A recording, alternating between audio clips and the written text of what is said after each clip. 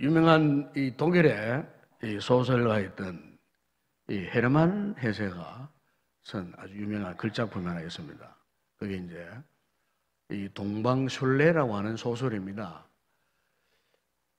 거기 보면은 큰 전쟁 이후에 이 사람들의 영적, 이 정신적 상태가 굉장히 힘들고 어려웠습니다. 그래서 이제 이 영적, 정신적 세계를 그들이 이제 각성하고 회복하기 위해서 이제 동방 순례단을 모집을 했습니다. 그래서 이제 많은 사람들이 이 동방 지역으로 이제 신앙의 이제 순례를 떠나게 되었습니다. 그 순례 도중에 때로는 박해도 만나고 또 멸시도 당하고 때로는 거기에 또 동참하는 젊은 청년들이 가입함으로 그 순례단에 힘을 얻기도 하고 이렇게 참 여러 가지 많은 어려움을 만나면서도 이제 순례길에 동참을 했습니다. 그런데 이 같은 순례길에서 유독이 눈에 띄는 한 사람이 있었습니다. 바로 그 사람 이름은 레오라고 하는 그는 사람이었어요.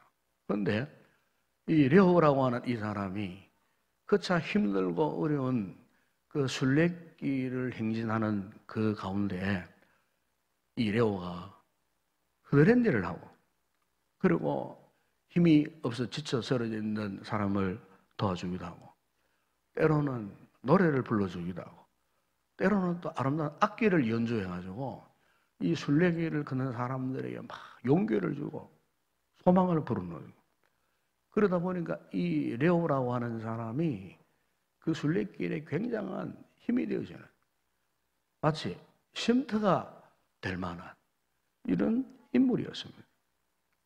가만히 보면 행색은 완전히 종의 행색이었어요. 이 종을 영어로 서번트라 그러는데 하인이라고 하죠.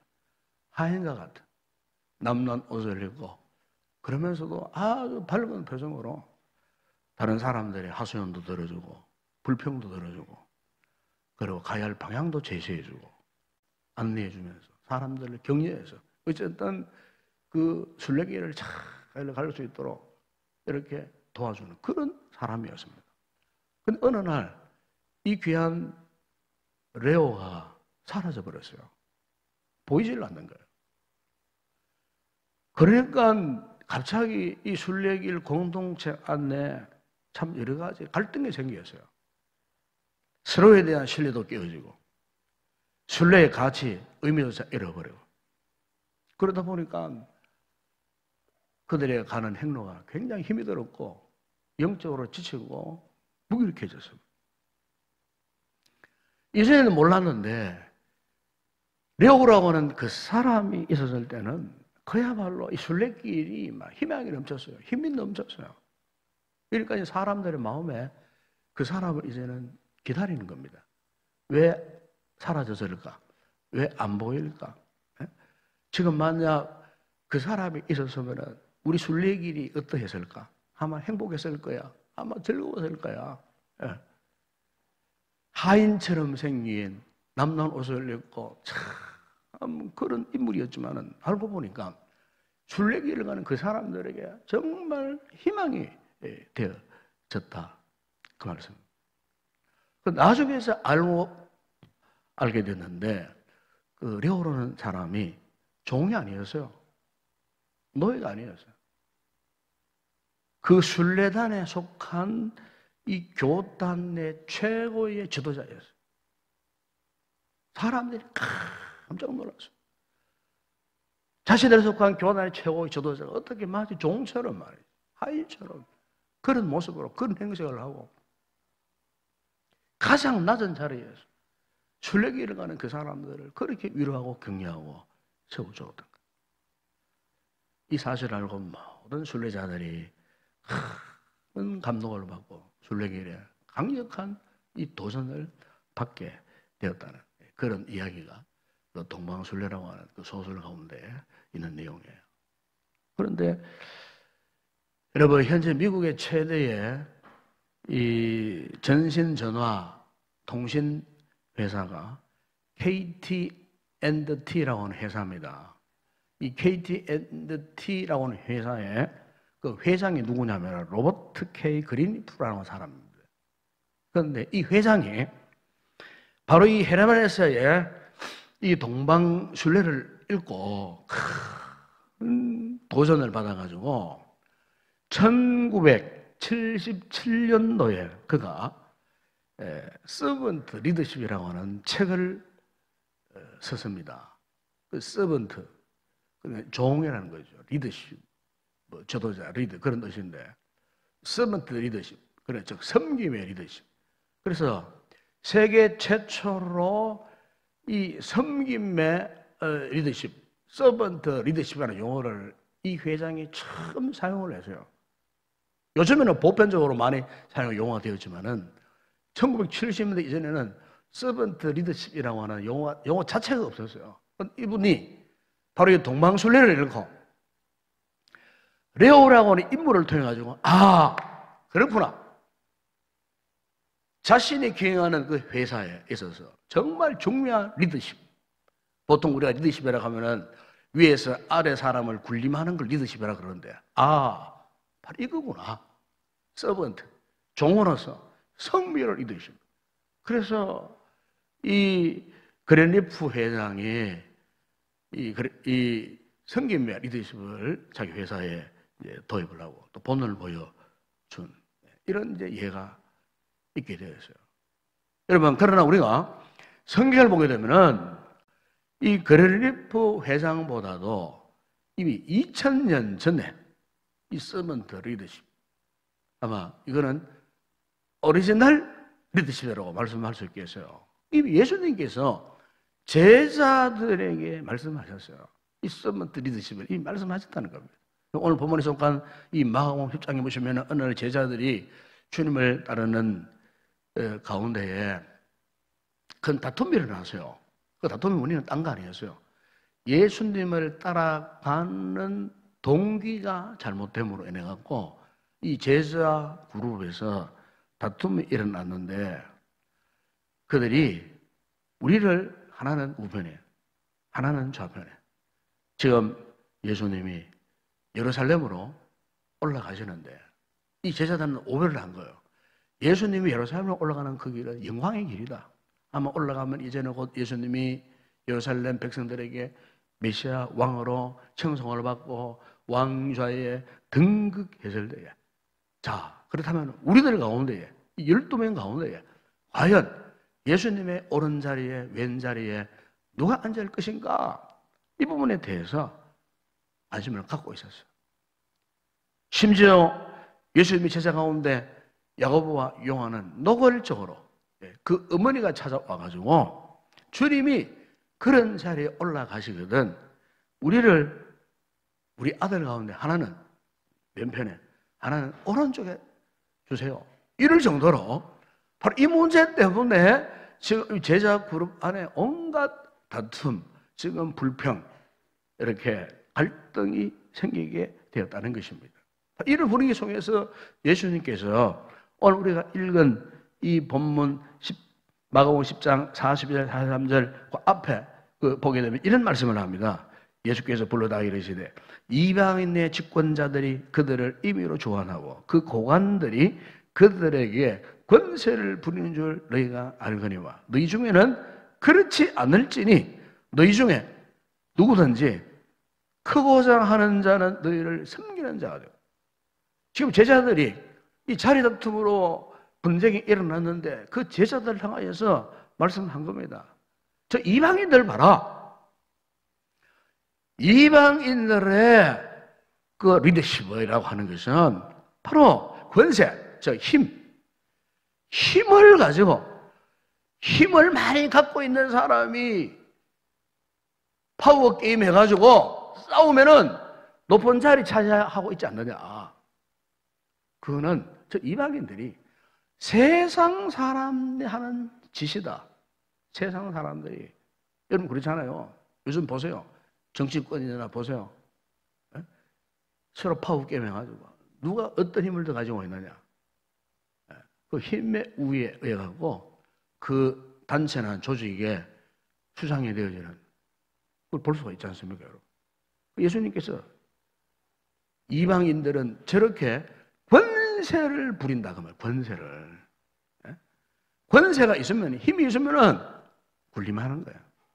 이게 세상적 리더십이라 그 말이에요. 그러나 너희는 그래서는 안 된다. 너희는 절대로 그래서는 안 된다. 너희 중에 누구든지 어떠함이 되고자 하는 자는 모든 사람의 종이 되어야 하리라. 종. 여러분, 종은요, 낮은 자세로 다가가는 사람이에요. 종은 한 번도 자신이 높다고 생각하지 않는 사람. 그래서 언제나 겸손한 마음으로 살아가는 사람이 종이에요. 종은 허리를 굽히고 오로지 주인만을 섬기는 일만 하는 사람이 종이에요. 종은 다른 사람에게 깊은 인상을 주기 위해서 자신의 몸을 낮추는 것 아니에요. 그냥 겸손으로, 오직 하나 이유가 있어요. 그냥 겸손으로 그냥 주인 앞에 무릎을 꿇고 섬기는 것이 종이야. 그러니까 오늘 주님께서 너희는 모든 사람의 종이 되어야 한다는 말은 이렇게 종과 같은 섬김, 이 섬김을 최고의 리더십으로 알거라. 아멘? 여러분, 주님께서 그렇게 사셨기 때문에 그렇게 말씀하시는 거예요. 빌립보서 6장 2장 6절에 8절 보면 그는 근본 하나님의 본체시나 하나님과 동등됨을 취할 것으로 여기지 아니하시고 오히려 자기를 비어 종의 형체를 가져서 사람들과 같이 되셨고 사람의 모양으로 나타나서 자기를 낮추시고 죽기까지 복종하셨으니 곧 십자가에 죽으심이라. 여러분, 요한복음 13장에 보시면은 예수님은 제자들이 누가 높냐 막 화를 내고 다투는 그 제자들의 발을요 주님이 다 씻겨주셨어요. 한 명만 씻겨주신 것이 아니에요. 12명의 발을 다 씻겨주셨어요. 그런데 주님이 그들의 발을 씻겨주실 때에 억지로 발을 씻겨드린 것 아니에요. 주님의 마음이 너무 기뻤어요. 제자들의 발을 씻기시는 거 주님의 마음이 너무 즐거웠어요. 기쁨으로 하신 거예요. 그 일을 억지로 하기 싫은 거 억지로 한 것이 아니에요. 여러분, 오늘 우리가 주님의 몸된 이 교회의 모든 섬김에 있어서 정말 아름다운 모습은요, 큰 일이든 작은 일이든 일이 많든 적든 간에 상관하지 않고 그냥 우리가 기쁨으로 해야 되는 거예요. 기쁨으로. 감사함으로 해야 되는 거예요. 예? 여러분 시편에 이 다윗의 시편 100편 2절에서 이런 고백을 하지 않았습니까? 기쁨으로 여호와를 섬기며 노래하면서 그의 앞에 나아갈지어다. 기쁨으로 섬겨라. 그래서 예? 우리가 한 번씩 식당을 가보면요, 그 식당 이 종업원들의 그 태도를 이렇게 보면은요, 그 식당의 분위기를 알 수가 있어요. 분위기를 금방 알아차립니다. 참 신기한 것은 음식 맛이 좋은 식당일수록 이 종업원들의 인상이 밝아요. 밝습니다. 네. 음식 맛에 자신 있는 식당일수록 이 종업원들의 태도가 굉장히 밝아요. 그리고 적극적이에요. 그러니까 그 종업원들의 얼굴을 보면은요, 기쁨이 넘쳐요. 서빙하는 모습 보세요.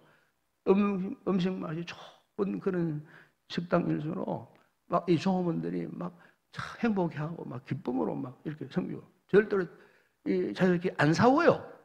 안 싸워요. 예, 좋은 식당일수록 그래요. 예. 그러니까 그저 음식이 맛있을 수밖에 없는 거예요. 예. 그렇지 않습니까, 여러분? 식당 종업원들의 분위기가 좋은데 손님이 와서 역시 기분 좋아지는 거예요. 그렇지 않겠어요? 더군다나 음식 맛도 맛있는데 얼마나 그 음식점 가서 먹으면 기분 좋아져요. 또 오고 싶은 식당이 되어버리는 거예요, 여러분. 교회도 마찬가지예요. 이 교회 분위기를 누가 좌우하느냐? 이 오늘날 교회를 섬기는 자들이, 섬기는 우리 성도들이 이 교회 분위기를 좌우하는 거예요. 그러니까 좋은 교회일수록 무슨 일을 맡았든지 무슨 일을 하든지 성도들이 막 감사함으로 기쁨으로 이 사명감을 가지고 막 하는 거예요. 이 한 해 동안 우리 성도들 정말 교회를 잘 섬겨오셨어요.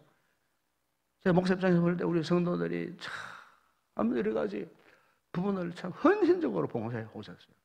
제가 참 뭐 그냥 오늘 이 설교 한다고 그냥 제가 칭찬하는 게 아니고 실제로 정말 우리 성도들 개개인 사정을 이렇게 내놓고 보면 정말 힘든 한 해였어요. 가정적으로, 개인적으로, 경제적으로, 뭐 시간을 내기도 힘들고, 정말 힘들고, 우리는 그런 상황 가운데서 가만히 보면은 우리 성도들이 얼마나 기쁨으로 이 일을 잘 감당했는가. 정말 너무 고맙고 감사한 일이고, 무엇보다 주님이 얼마나 기뻐하실까요? 예? 그러나 주의 일을 우리가 섬길 때에 기쁨으로, 감사함으로, 즐거움으로 해야 되는 거예요. 하지 못해서 억지로 끌려가지고 억지로 몸을 질질 끌고 억지로 하기 싫은 거 엉덩이는 뒤로 빼고 억지로 끌려가지고 여러분 우리가 섬길 때에 그렇게 섬기면요 엄청난 스트레스를 받습니다. 도움이 안 돼요. 건강에도 도움 안 되고 영적으로도 도움이 안 돼요. 하나님 섬길 때에 하나님 앞에 감사함으로 기쁨으로 한번 해보세요. 예? 여러분 창세기 29장에 보게 되면은 야곱이가 외삼촌 라반의 집으로 도망을 갔지 않습니까? 형 에서를 속였다가. 그런데 그 외삼촌 라반의 집에 딱 갔는데 이 야곱의 눈에 쏙 들어오는 아가씨가 있었어요. 아가씨가. 그게 누구냐면 라반의 딸 가운데 둘째 딸 라헬이었어요. 라헬이 야곱의 눈에 싹 들어왔어요. 그래서 성경이 이렇게 표현합니다. 야곱의 라헬을 연애하였더라. 그래서 좋아했다고 말해요. 전화했어요. 그래가지고 그 라헬을 얻기 위해서 외삼촌 라반의 집에서 품삯 하나 받지 않고 종으로 7년을 하루처럼 섬겼어요. 7년을 기쁨으로 섬겼어요. 곧 이제 7년 후에는 내 사랑하는 자매 라헬을 아내로 맞이한다는 그 기쁨으로 희망을 가지고 열심으로 7년을 기쁨으로 하셨어요. 그래서 7년 후에 외삼촌과 약속한 대로 이제 결혼식을 이제 치르고 첫날 밤에 외삼촌 라반이 야곱이를 속였는데 어떻게 속였냐면은 신부를 바꿔버렸어요. 야곱이 원하는 신부는 라헬인데 그 언니 레아를 몰래 신방에다 집어넣어버렸어요. 야곱이가 아침 일하고 보니까 라헬이 레아예요. 그러니까 이 야곱이가 여러분 창세기 29장 25절을 보게 되면 막 화가 났습니다. 어찌하여 내게 이같이 행하셨나이까? 왜 속였습니까? 예? 야곱이가 막 큰 실망을 했어.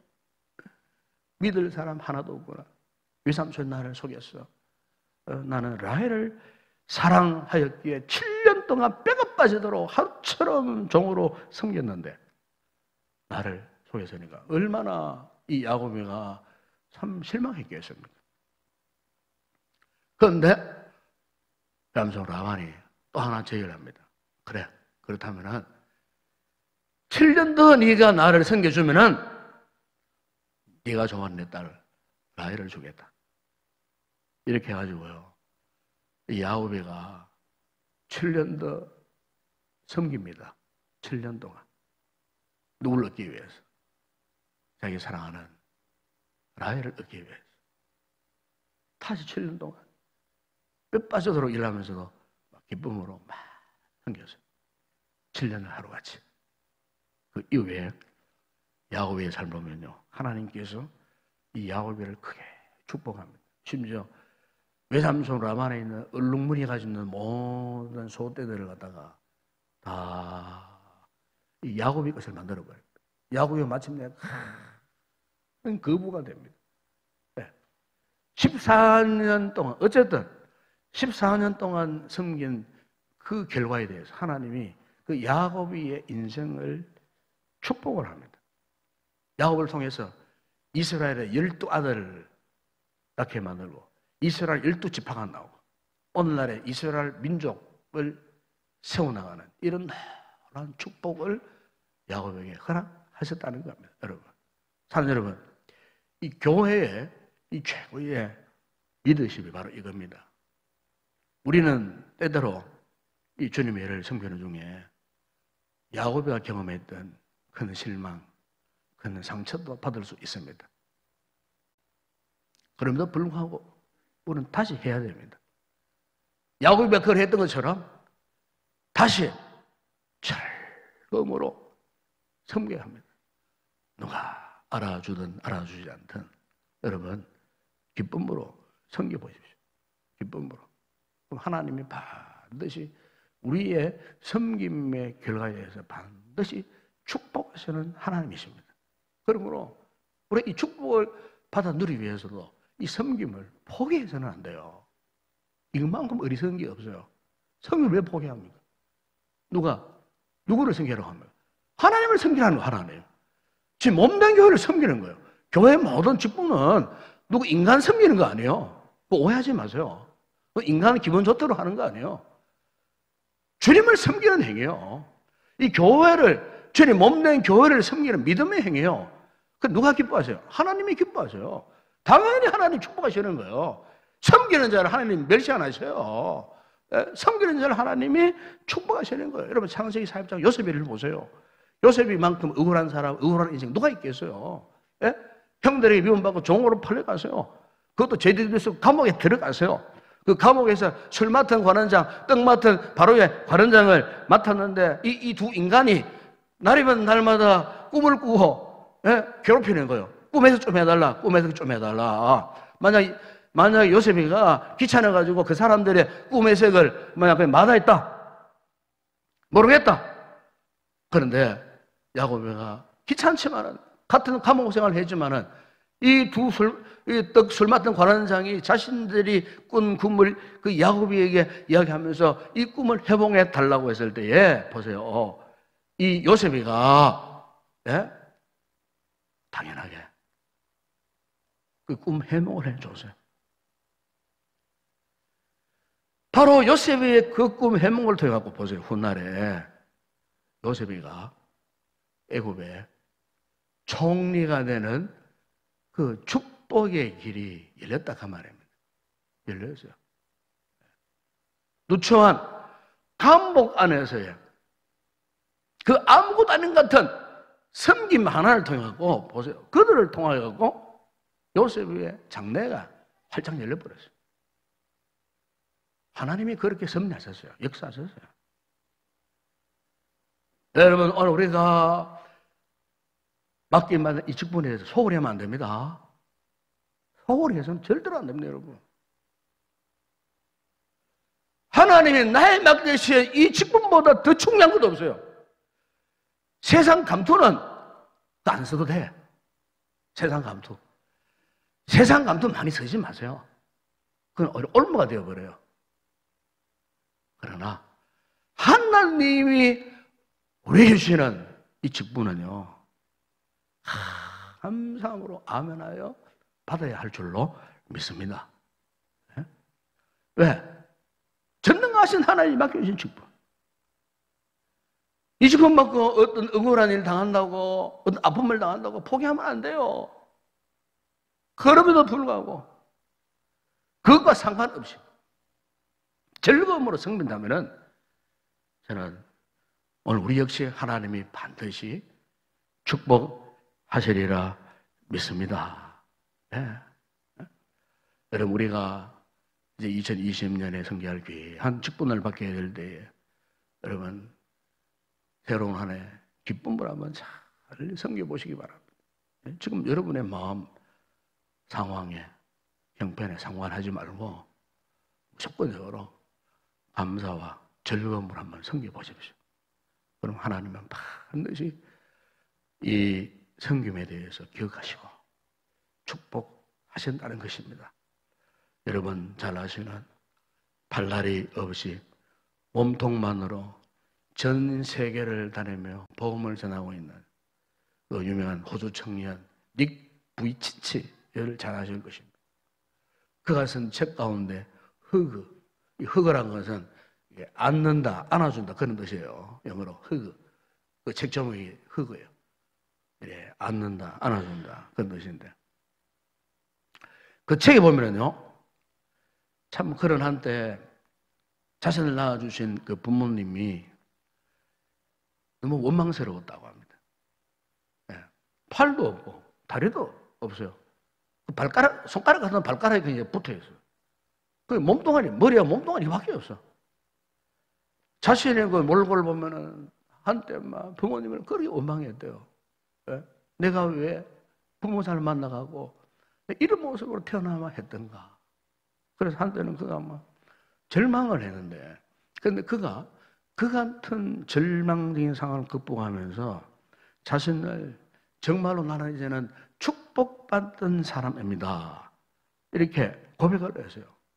남들에게 기대어 살 수밖에 없었던 자신이 어떻게 이렇게 행복을 고백하고 수많은 사람들에게 나는 축복받은 존재라고 그렇게 고백할 수밖에 없었는가 하면서 그 이유를 그 책 이런 이야기를 합니다. 그 이유를 나는 도움을 받는 대신에 도움을 주면서 살기로 작정했기 때문입니다. 섬김을 받는 대신에 섬기는 삶을 살기로 작정했기 때문에. 보세요. 그런 모습으로, 그런 몸으로 자신이 행복을 추구하는 그 순간 언제 했느냐? 내가 남을 섬기기로 작정했을 때부터. 그 몸으로 남을 섬기기로 결단했을 때부터 나는 행복했습니다. 행복했습니다. 그러면서 이런 이야기를 합니다. 사람들을 위해 얼마나 많은 일을 할 수 있느냐에 대해 염려하지 마십시오. 그냥 당신의 손을 내밀면 됩니다. 나눌 것이 없거나 스스로 도울 힘이 없다고 생각하지 않는 것, 그것이 바로 한계가 없는 삶의 도전입니다. 섬기를 위하여서 도전하라 그 말이에요. 닉 부이치가 어떻게 이렇게 세상을 바꾸는 리더가 될 수 있었는가? 바로 그는 이 같은 섬김에 대한 긍정적인 믿음의 행동이 있었다 그 말입니다. 아멘? 네. 여러분 현재 중국의 온라인 전자상거래 사이트 가운데 이 알리바바라고 하는 기업이 있습니다. 이 세계 전자상거래 기업 하면은 미국의 아마존이라는 기업이 있어요. 아마 우리 젊은 친구들은, 젊은 분은 잘 아시는 거예요. 아마존. 그리고 중국, 이 알리바바. 이게 이제 양대 산맥을 누립니다. 이전에는 아마존이 세계 최고의 기업이었어요. 이미 이 아마존을 초월한 기업이 이 중국의 알리바바라고 하는 이 전자상거래 기업이에요. 우리나라에 왜, 쿠팡, 이래. 현재 우리나라는 쿠팡이 국내에서는 최고라 그럽니다. 전자상거래 기업가. 쿠팡이 최고로 많이 매출을 올린다 그러잖아요. 쿠팡이. 중국은 알리바바예요. 그런데 이 알리바바의 대표가 누구냐면은 마윈 회장이라는 사람, 마윈 회장. 그런데 이 마윈 회장이 처음 창업을 했을 때에 13평 아파트 비슷한 데서 직원 몇 명을 이렇게 뽑아가지고 장리 비전을 하고 사업을 시작했는데 처음에는 자기와 함께 이룰 멤버들을 선정했을 때에 공부 잘하는 사람들, 말 잘하는 사람들, 어떤 노하우를 갖고 있는 사람들, 이런 출신들을 뽑았대요. 뽑아가지고 그나마 이제 참 꿀가지고 그 기업을 막 이렇게 이제 이루어 가서 처음에는 잘 됐대요. 처음에는 막 성장을 하고 잘 됐는데 어느 날 보니까 믿었던 그 직원이 사라져 버리는 거예요. 믿었던 오른팔 같은 사람이 사라져 버린 거예요. 알고 보니까 나중에 다른 기업에서 더 많은 연봉을 주고 스카우트 빼가버린 거예요. 믿었던 사람이 사라져 버리는 거예요. 돈 더 많이 주는 기업으로 팔려가 버린 거예요. 그냥. 말도 없이. 그러니까 그 기업을 유지할 방법이 없는 거예요. 그래서 그만 절망한 상태에서 이제 회사를 포기할 만한 그런 상태예요. 밥맛도 떨어지고 잠도 오지 않고 절망하는 그 순간에. 그런데요, 여전히 그 옆에 남아있는 아주 지극히 평범한, 저 사람 아무 기술도 없고 아무런 도움되지 않는 한 직원이 와가지고, 대표님 힘내세요. 오늘 제가 밥 한 끼 사겠습니다. 자, 전혀 기대하지 못했던 그 직원이, 대표님 힘내세요. 힘내셔야 됩니다. 제가 밥 한 끼를 사겠습니다. 또 어떤 여직원은, 대표님 힘내세요. 제가 우리 회사를 오늘 온라인에 올려놓고 막 자랑을 했습니다. 대표님을 자랑했습니다. 우리 회사를 자랑했습니다. 그런데 이 마인 회장이요, 이 두 직원을 붙들고 울었다는 거예요. 이 두 직원을 붙들고 엉엉 울었다는 거예요. 그렇구나. 나는 지금까지 똑똑하고 공부 잘하고 공부 많이 했고 기술력 있고 이 사람이 나의 정직원이라고 생각했는데 알고 보니까 아, 그렇구나. 이 사람들. 이 사람들이 나와 평생을 같이 할 나의 동역자들이고. 늦게서야 이 마인 회장이 이걸 알고요. 이 마인 회장이 그 기업의 이 목적 경영 모토를 섬김이라고 정했답니다. 섬김이라고. 서번트 리더십. 이 회사의 가장 기업 모토가 서번트 리더십, 섬김의 리더십. 평범한 직원들이 함께 모여가지고 그때부터 서로서로 섬겼다는 겁니다. 사회주의 체제에서 태어난 그 기업이었지만 그야말로 어떤 민주사회, 어떤 기업보다도 가장 행복하고 즐거운 섬김. 그래서 섬김을 하다가 회사가 부상하니까 이 직원들에게 엄청난 대우를 해주고, 엄청난, 자신은 좀 왔더라도 직원들에게는 엄청난 투자를 하고, 이러니까 직원들이 막 그냥 막 즐겁게 기쁘게. 그래서 여러분, 지금 현재 이 알바마 회사 1년에 올해 매출이요, 얼마 전에 180조 원 했는데 지금 200조 원이 넘어섰어요. 200조. 여러분, 말이 200조. 우리나라의 1년 신년도 예산의 거의 절반 상태잖아요. 200조. 500조가 넘으니까 200조가 되면요, 우리나라 예산의 절반 상태예요. 이 한 개의 회사가 1년 동안 매출하는 양 200조가 넘다 그 말입니다. 200조가. 그 저리가 어디서 나왔느냐? 섬길 때. 그 말입니다. 섬길 때.